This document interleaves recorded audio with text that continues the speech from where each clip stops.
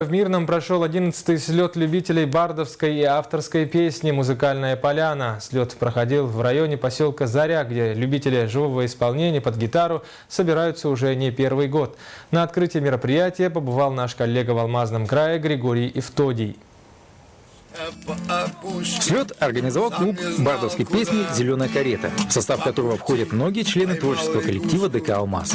Именно он провел первый бардовский слет в далеком 2003 году. Местом проведения фестиваля была выбрана небольшая лесная поляна, которую барды прозвали «Музыкальной». Именно на этой музыкальной поляне почти каждый год собираются поэты, композиторы и исполнители бардовской песни со всей Западной Якутии. Правда, в этом году организаторам пришлось поволноваться. Из-за пожаров фестиваль могли перенести в другое место. Чрезвычайная ситуация по Якутии нас напугала. Мы очень долго ходили и выбивали это место. Все-таки место вот это вот наше, которое за 10 лет стало просто родным. Мы хотели именно сюда попасть. Нам предлагали Чуланыр.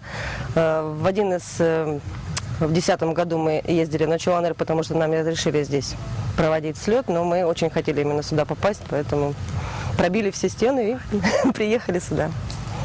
В 2013 году у бардов также были проблемы с погодой. Дожди заливали любимую музыкальную поляну. Правда, и тогда непогода не смогла остановить исполнителей, приехавших даже издалека. Слет «Музыкальная поляна» развивается. Участие в нем принимают не только давно проверенные и знакомые авторы, но и новые исполнители.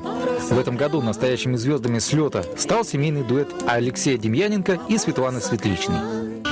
Студенный май, еще на ветках зябли, ночами почки, но земля цвела.